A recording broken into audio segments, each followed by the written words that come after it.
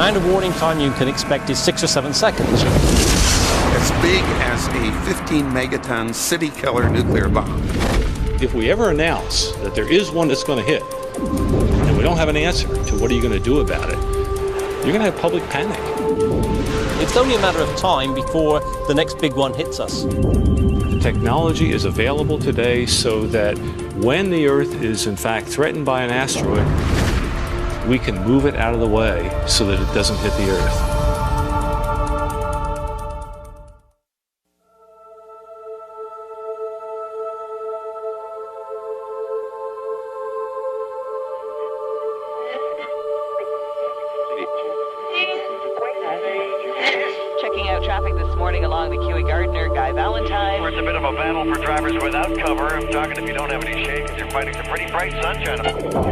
Also caution on Highway 7 going east and northbound Don Valley Parkway on the ramp to eastbound 401.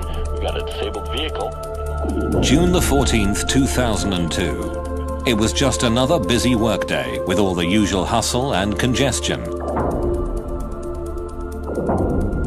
With all the close calls and near misses that people all over the world have come to accept as the normal level of risk in everyday life.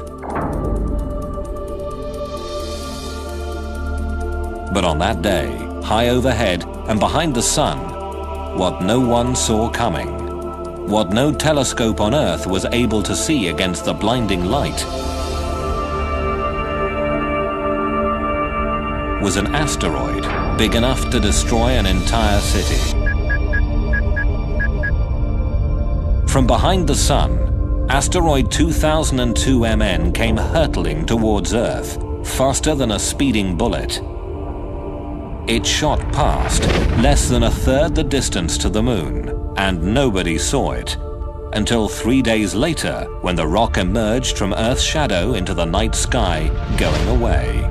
It looks like the Earth just dodged a bullet. Actually, it was an asteroid. Scientists say it blew by last week at a distance they describe as a close shave. The airline industry would call this a near miss. Scientists who study asteroids and comets called it a problem. The threat of asteroid impacts on the Earth is very real. We know that throughout history this has happened. The craters we see on the moon are examples of the kind of impact history that the Earth has had. But it also happens very rarely. So it's a very unusual kind of hazard. It's a hazard in which the risk in any one year is very low, but it does happen, and if it really did come about on our watch, it could end civilization. These cosmic bullets originate on the far side of Mars, in the main asteroid belt, where a bracelet of celestial debris circles the sun. Millions of rocky fragments, building blocks of a planet that never quite came together when the solar system was formed. What's often depicted as a busy cosmic junkyard is actually more like a big empty speedway. The rocks are far apart and moving very fast, ranging in size from pebbles to boulders to rocks the size of Mount Everest. Occasionally, the tug of Jupiter's enormous gravity drags an asteroid off course, causing it to crash into another asteroid.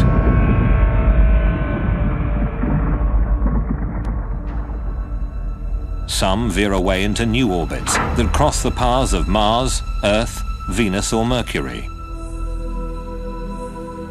Another ring of debris called the Oort cloud is the source of most comets, which are big, rocky ice balls that orbit the Sun and cross the paths of the inner planets.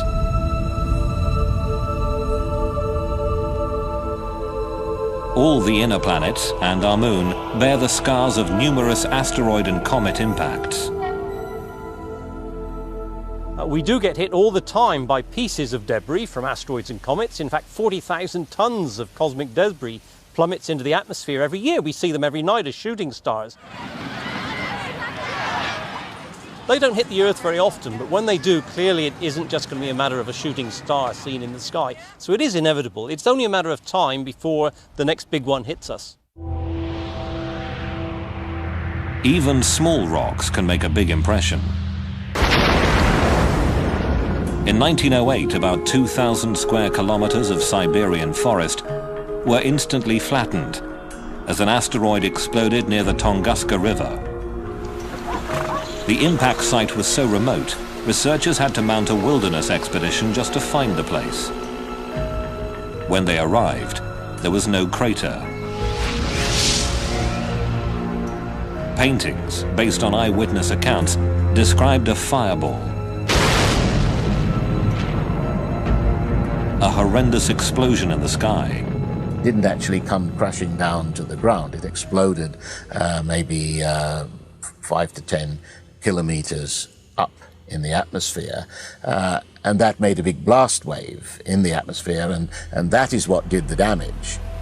All this was caused by a relatively small asteroid, somewhere between 50 and 100 meters across. Roughly the same size as asteroid 2002 MN, the one we couldn't see coming.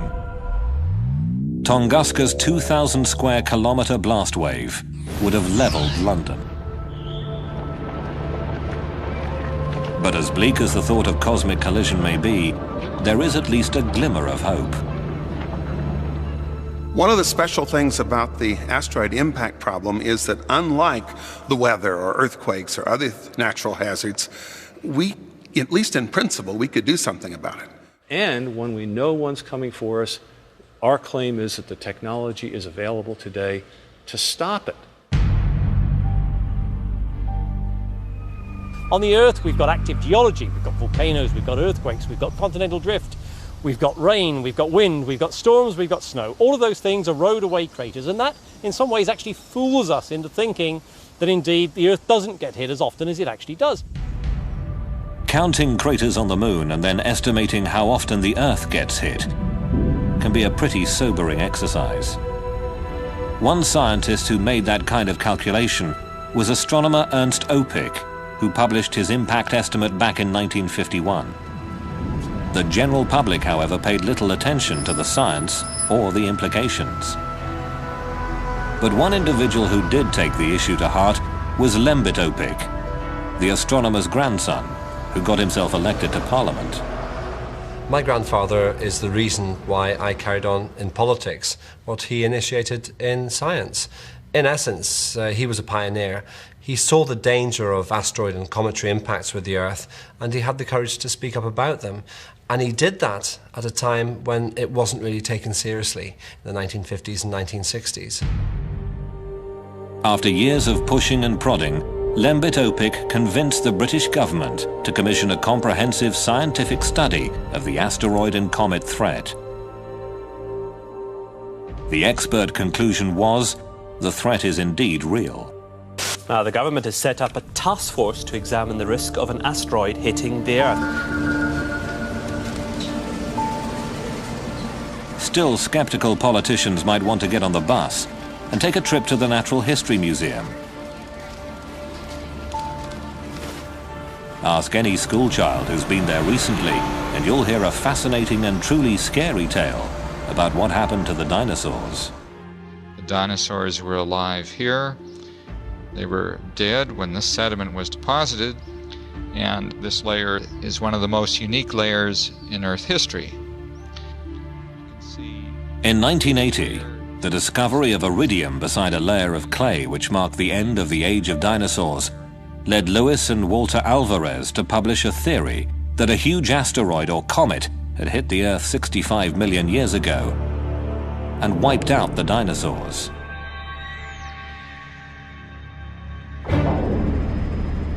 But for this concept to be confirmed, there had to be a crater. There may be tons of dinosaur bones in these dry canyons, but where on earth was the big crater? Just the kind of mystery a budding young scientist would love to solve. When I went back to... Off the coast of Mexico's Yucatan Peninsula, Dr. Alan Hildebrand investigated a huge gravity anomaly discovered by oil drillers back in the 1950s. Put that together with a semicircular magnetic anomaly, and you get a massive crater, 180 kilometers across, near a little village called Chicxulub Pueblo. Most of the crater is underwater now. Erosion and continental drift have covered the visible evidence. But 65 million years ago, this was ground zero. This object would have fallen through the atmosphere in just a few seconds. It's going through the sky, it would have been brighter than the sun. As soon as it contacts the surface of the shallow sea and Chicxulub, of course, it starts propagating the shock wave down into the planet, and it keeps pushing into the planet, and it only gets stopped maybe about 30 kilometers down. The pressure wave would have traveled around the entire planet in the atmosphere. You could have heard the impact on the other side of the planet.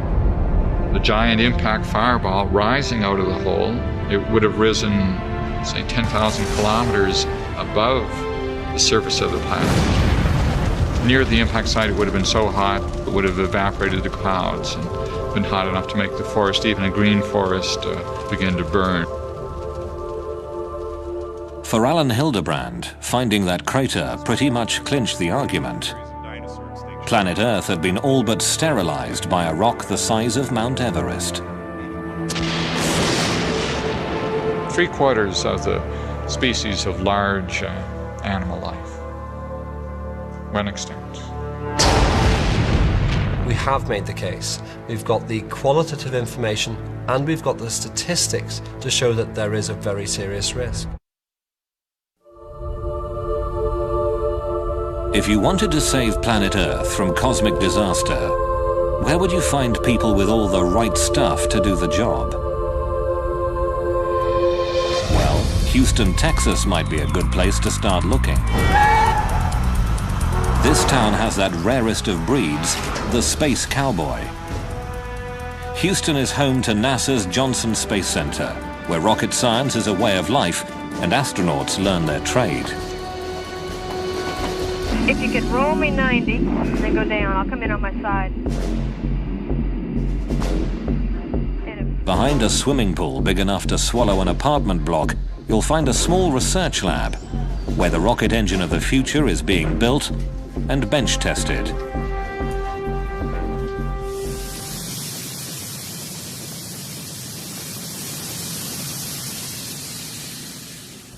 Yeah. Mm-hmm. Very nice. Question is, how big is the plasma going to go from here to here?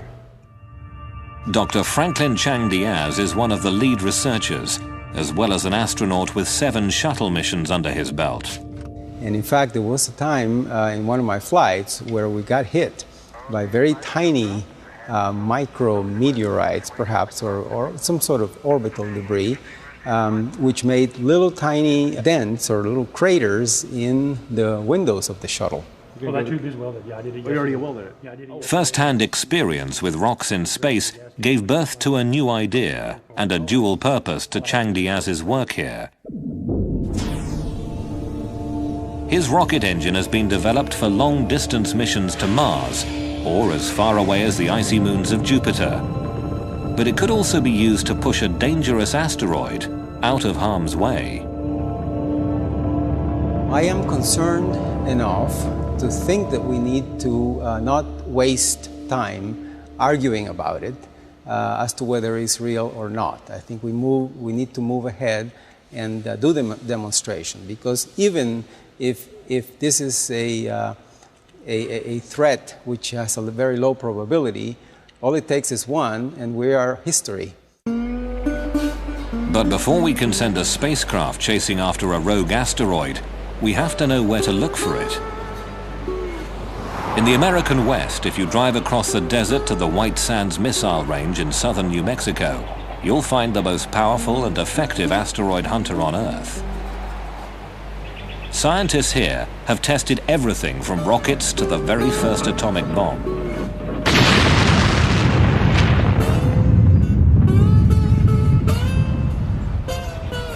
Today, across the valley floor from the Trinity bomb site, the US Air Force has installed one of the world's most advanced telescopes.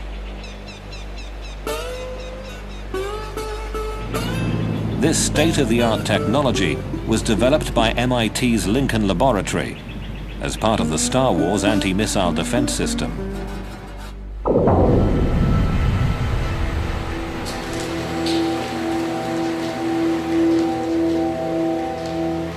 These may not be the world's biggest telescopes, but they clearly are the best when it comes to finding deadly rocks in space. This is LINEA, the Lincoln Near-Earth Asteroid Research Facility.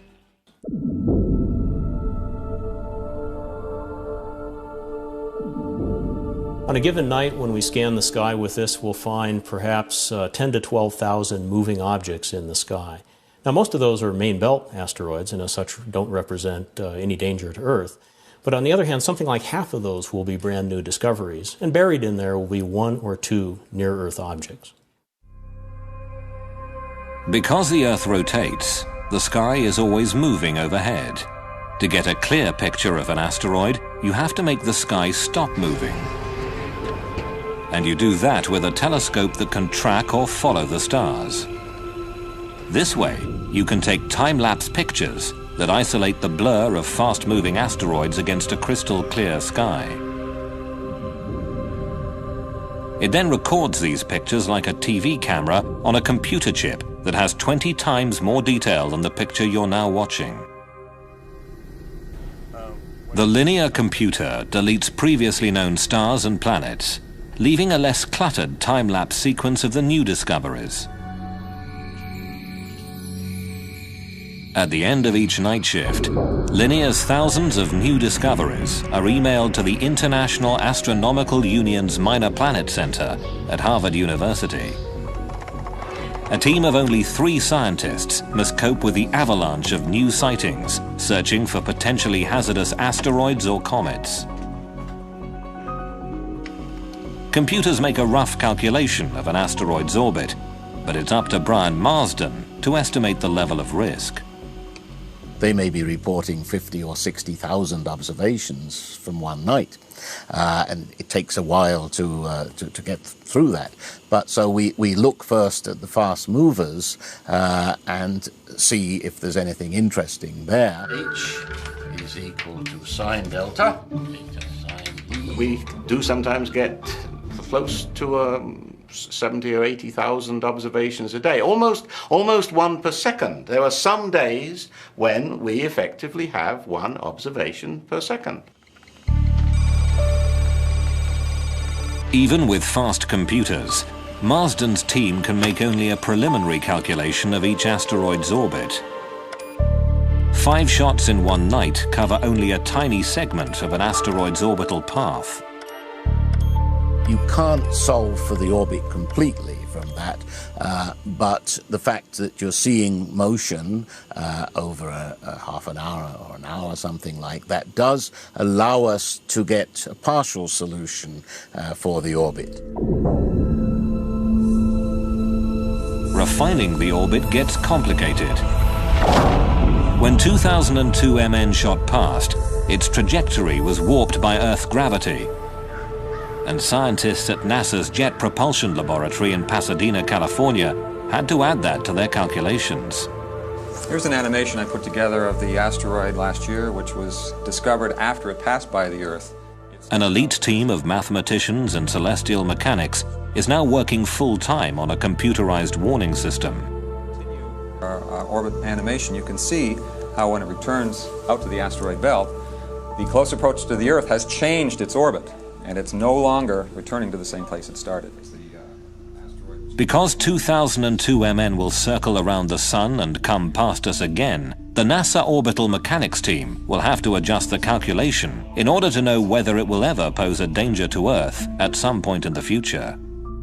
So here we've zoomed in on the Earth-Moon system and we're looking down. You can see how close it came to the Earth. It went over the top. And how you can actually even see the bend in the trajectory. So it's a great example of how a close approach to the Earth, or in fact any planet, can be used to, or can significantly change in orbit.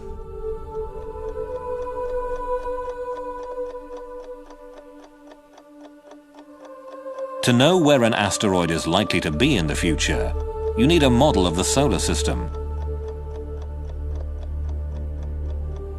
Mechanical models that show the relative motions of the Sun and planets have been around since the early 18th century. They're called orreries. What the celestial mechanics at NASA had to do was create a new digital model. One that includes the gravitational attractions of all the planets and the Sun. And all the other forces that can affect where an asteroid might go. You just compute what forces are acting on this particular asteroid from all the planets and many of the minor planets in the solar system, and then we can actually trace the motion of that object around the solar system for hundreds of years. For scientists, the acid test of their mathematics came when a strange new comet raced toward Jupiter. A stream of cosmic bullets that would shock and amaze millions here on Earth.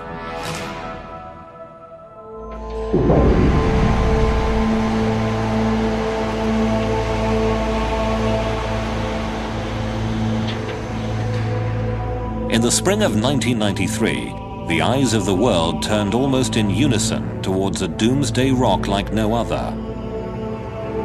From the far side of the solar system, it flew in a death spiral toward the largest planet. Gene Schumacher, his wife Carolyn, and their colleague David Levy had discovered an odd-looking streak of light that turned out to be a fractured comet. 21 large chunks of icy rock and cosmic dust heading towards Jupiter. We knew we had something very unusual. It was so unusual we were a little unsure just what we were dealing with. NASA asked Paul Chodas and his team to calculate the orbit and predict whether this new comet would actually hit Jupiter. And it started off at some 60%, and before long it was 90%, and this was a year before impacts. As the impacts approached, we continued to predict not just the impact probability, which went very high, but where and when the comet fragments would hit the planet. And it was a prediction months in advance, and as we got closer and closer to the impacts, I kept wondering, well, is the math right? Will this actually happen the way it was predicted? A giant comet is on a collision course with Jupiter. Everybody on Earth who was paying any attention wanted to see if the comet would actually hit Jupiter. We have liftoff of the Space Shuttle Endeavour on an ambitious mission to service the Hubble Space Telescope. NASA's Hubble Space Telescope set its sights on the planet, and the pictures of what happened next were truly stunning.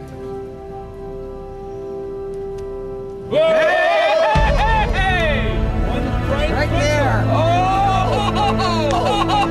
Get it! Wait. Oh, no. And then the impacts occurred. We were within minutes of getting the right answer on the time of impact, and the location of impact turned out to be just right. Over the next week, 20 more fragments of the comet crashed into Jupiter, some leaving scars as large as the Earth. Bang on its cosmic schedule, the comet's first impact was recorded by NASA within the last hour. When fragment G slammed into Jupiter, releasing an amount of energy equivalent to about 6 million megatons of TNT. In the wake of SL9, a group of concerned scientists gathered in Italy for a brainstorming session. They created a brand new international organization called the Space Guard Foundation. Okay, I'm going to join. To promote the discovery and study of near-Earth objects. Some people imagine that there are lots of astronomers out there scanning the sky looking for incoming comets and asteroids, and that, of course, is not true. In fact, until recently, there was hardly anyone out there looking. It's going to glow for about a half an hour and set everything on fire around you. But whose job is it to defend planet Earth? Weapons scientists from the United States and Russia had already held a series of meetings and came up with their own ideas about how to deal with the impact threat. Blow off some material, you get a reaction in this perpendicular direction. The military establishment under Star Wars, had created a whole lot of devices, or at least concepts, for weapons in space and devices in space.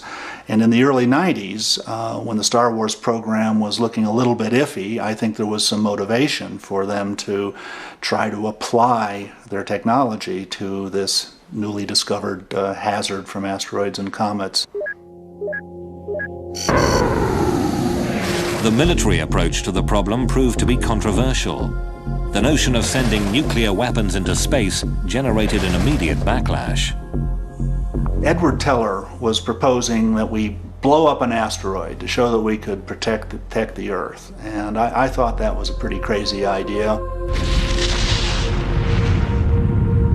Blowing up an asteroid with a big bomb has a lot of problems associated with it, violating treaties, taking a single asteroid and making a swarm of smaller asteroids. It seemed like it was more interest in bombs than it was a serious interest in defending the planet. For NASA, on the other hand, NASA obviously is the natural agency to discover the threat and the objects, but they say, no, planetary defense, that's a military obligation and not an obligation of NASA. Not NASA, not the military. Just when it seemed planetary defense was nobody's job, a tiny speck in the sky would set off doomsday alarms around the world.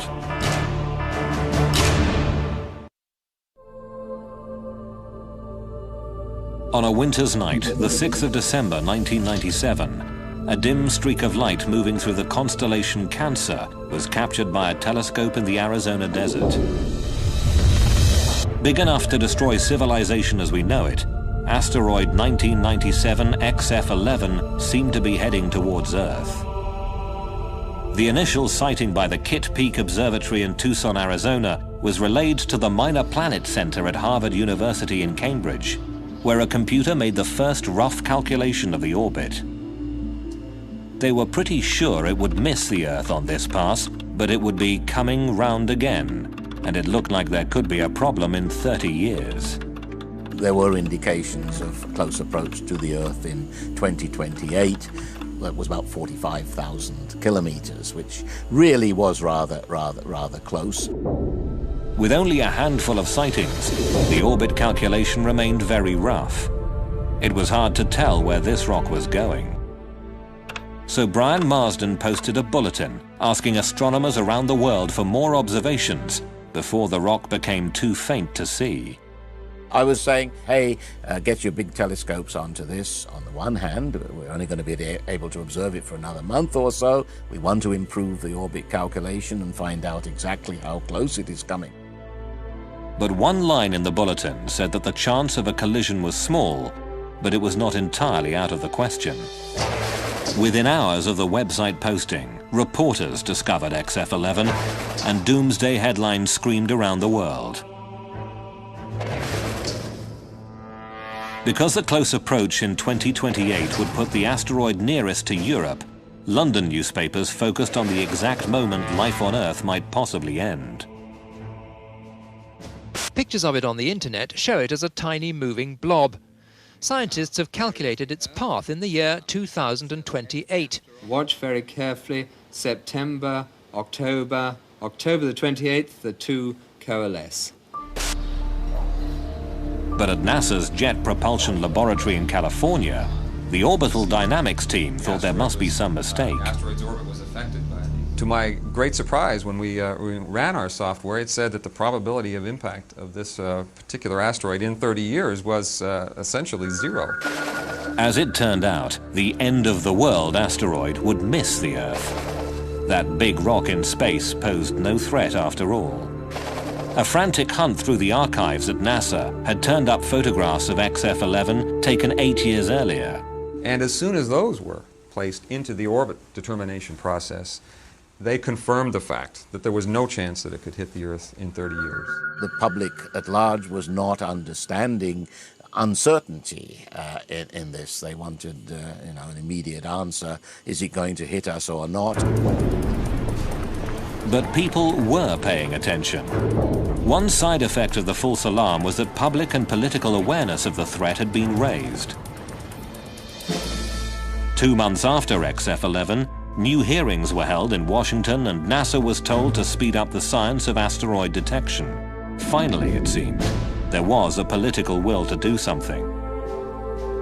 Congress gave NASA a 10-year deadline to search the skies and get a fix on the largest of the doomsday rocks. They called it the Space Guard Survey. While astronomers geared up to search the skies, Hollywood was going into overdrive. I would go to every dinner party and I would say, are you aware what would happen if a comet was actually on a collision course with the Earth? Oscar-winning screenwriter Bruce Joel Rubin was hard at work on the remake of a sci-fi classic. The new film, called Deep Impact, would be a Steven Spielberg production. High on a mountaintop, an army of scientists work desperately to build this giant rocket, this modern Noah's Ark to carry a few picked survivors of our doomed civilization. I think the thing that was hardest for me was the realization that people would have to be chosen to survive. Let's take the ship away from them! Come on! Probably a very, very small percentage of human beings would be left on the Earth able to survive something of the intensity of the comet that hit and destroyed the dinosaurs. So I felt making this movie is not just a mission to tell a good story, it's to change minds. It's to let people go, this is something real. This can happen to us. This movie is a wake-up call. It's not just a Hollywood movie, it is pointing at you.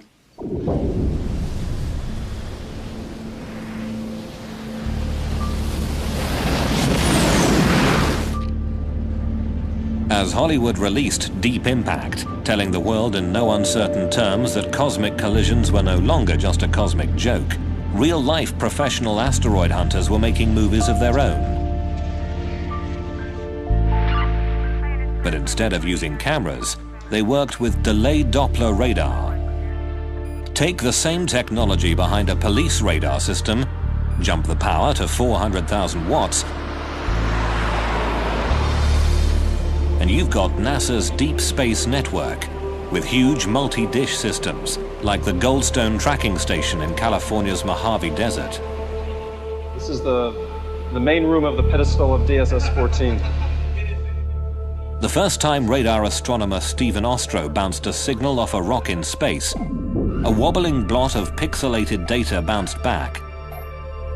What looks like digital gibberish spoke volumes to Steve Ostro. Radar really does three things at once. One, it works at long wavelengths, so you're sensitive to structure on large scales and metal concentration. The other is you can make pictures. And you can't do this from the ground in any other way. You make pictures of objects, and then we take a sequence of pictures, and we go through a computational process to produce the 3D models. That's the second thing. The third thing is that it makes very precise measurements of distance and speed. When the 1,000-foot radar dish at Arecibo in Puerto Rico bounced a beam off an asteroid called Castalia, the data was translated into a 3D computer model. The very first radar movie showed how Castalia spins and revealed that it was actually two massive chunks of rock held together by weak gravity. Every time they made the trip to Goldstone for a new radar target, Ostro and his team were like kids reaching into a box of chocolates. They never really knew just what they would find. Asteroid Cleopatra, shaped like a dog bone, was roughly the same size as the state of New Jersey and was made almost entirely of metal. Echoes from asteroid Tutatis produced images of a rocky, cratered surface and a wobbling, tumbling spin. Every single one of these objects that we've made a shape model of is very different. This is Tutatis. From a telescopic smudge of light to a 3D shape model, radar gave them physical details and the first clear idea of what asteroids are really like. In the year 2000, the radar movie crew developed a dark and mysterious new image, asteroid 1950 DA, a big rock that gave everybody a bit of a shock. Once we got the radar data, we began the normal process of just seeing how far in the future we could predict this thing before the uncertainties in the orbit blur out. And in this case, we could go over 880 years into the future. And what was startling about that case was the impact probability turned out to be non-zero. Non-zero means there is a chance this rock could hit us. On March the 16th, in the year 2880, 1950 DA will cross the Earth's orbit. Will it hit us? The odds? 1 in 300. If 1950 DA does hit the Earth, the most likely point of impact would be at sea. Of all the big asteroids discovered thus far, this is the most dangerous one we know. Eric Asfaug and Stephen Ward have created a computer model of the impact. Yeah, it's kind of funny how this started. It was with the movie Deep Impact, and I was getting phone calls. Lots of people were getting phone calls about the movie, whether it was accurate, the big cresting tsunami coming across. The concept here is that this asteroid, which is about 1 kilometer across, will hit the ocean at 17,000 miles per hour, and it'll blow a hole in the ocean about 19 kilometers across and all the way to the bottom. And so when this huge hole of water gets blown into the ocean, the water will run back in again, and it overshoots and it collapses and overshoots many, many times, and each time it pumps out a wave. So it starts out hundreds of meters high, comes ashore on the coast of North America at about 50, 60 meters. Up toward Canada, Grand Banks, it's about 40 meters. 20 meters here in the coast of South America, and about 15, 20 meters all the way over to Europe. These waves would run inland about 4 kilometers. So pretty much everything within 4 kilometers from the beach would be covered up repeatedly. And so we'd pretty much be wiped away like you're scrubbing the floor. You know, just scrub like this, and it's pretty much all be carried back out. In February 2001, a NASA spacecraft called ʻnæsə made the first ever landing on a chunky, pockmarked rock named after the Greek god of love. Asteroid 433 Eros is 33 kilometers long and 13 kilometers wide, one of the largest near-Earth asteroids. The pictures were spectacular. The data will take years to process. Proving that they could land on an asteroid was a major achievement, but in the end, they still don't know much about what's inside. How dense? How tough? How brittle or crumbly is it? What would happen if they gave it a good shove? The surface appearance of any dark and mysterious object can be very deceiving. So these two spheres, as far as I can tell, have exactly the same mass, the same compressibility, the same color. If I were a spacecraft orbiting these and these were asteroids, I'd be very hard-pressed to tell which was which.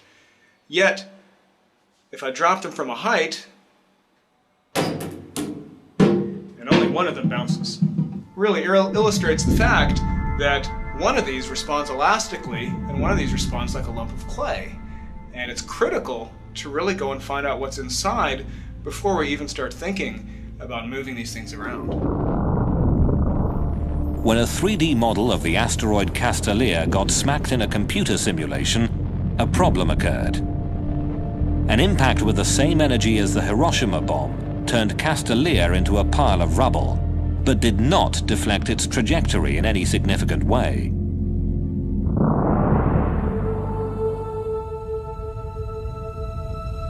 But there are other ways to apply force to deflecting an incoming asteroid.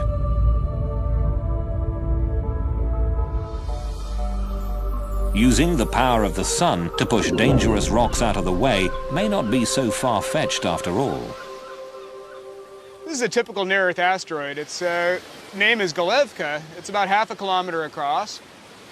It's a hazardous asteroid. Its most likely fate is going to be to strike the Earth someday, thousands of years from now. Modern-day researchers like Eric Asfaug say the idea of a giant orbital magnifying glass to burn space rocks could work. You create a vapor plume in one direction, and that starts the asteroid moving in the other.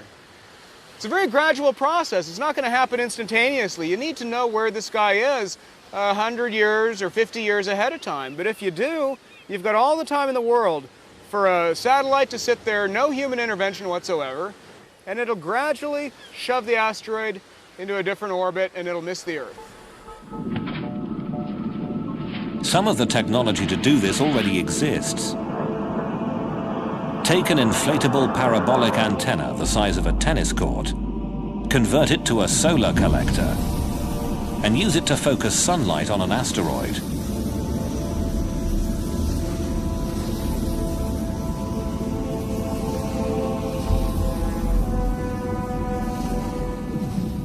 The Russians have built and are testing a giant sail that captures the minute pressure of sunlight. Just attach the sail to an asteroid and let the rock hitch a ride to someplace else.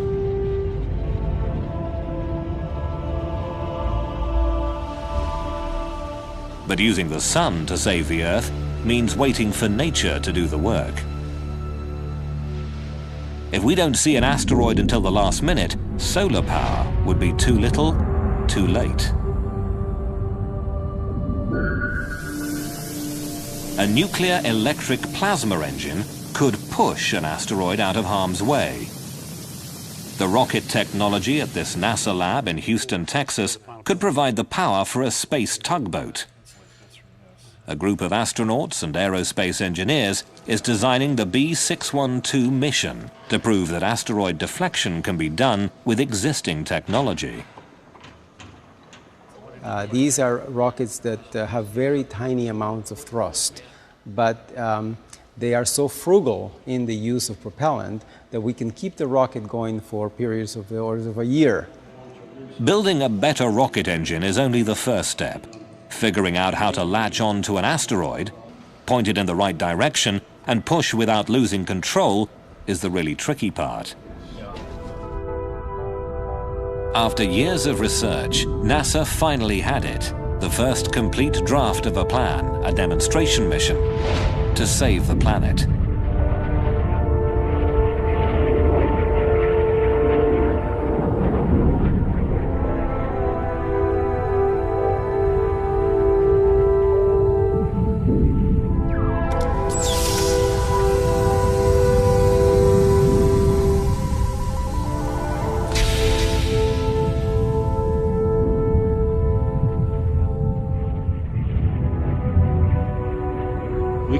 The asteroid off the impact with the Earth 10 years later so that it misses the Earth, and not just miss it randomly, but miss it very precisely so that we don't simply pass on the problem to our grandchildren.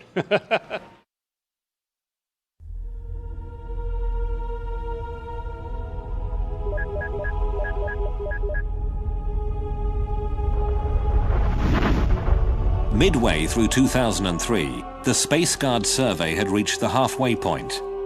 A little more than half of the kilometer-sized near-Earth asteroids had been located, and the news was mostly good. For the 60% that we have already found, I can tell you that there is not a single one that poses a danger. For the 40% that we have not yet found, I can tell you nothing. One could hit tomorrow. Not very likely, but until we've found them and cataloged them, we won't know. But finding the really big asteroids, those 1-kilometer monster rocks capable of ending human civilization, is only the first part of the challenge. There are an estimated 50,000 smaller asteroids that are big enough to cause tidal waves or destroy vast regions of the Earth.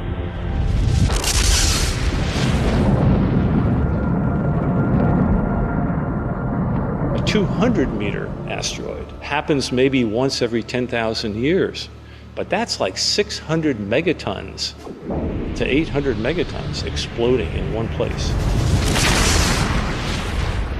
Recall the small 60-meter rock that exploded over Siberia in 1908? Well, even though it could have destroyed a city like London or New York, rocks that small are not included in the current Space Guard survey, meaning no one is officially looking for them. Which, of course, is the same thing as saying that chances are enormous that a Tunguska-sized object will find us before we even see it coming. as happened in 1908. That is likely to happen nowadays, that we won't see it coming. There has been talk of expanding the search to include smaller asteroids. It'll take more and bigger telescopes and, of course, more money. But until we do, we'll have no idea where those city killer rocks are.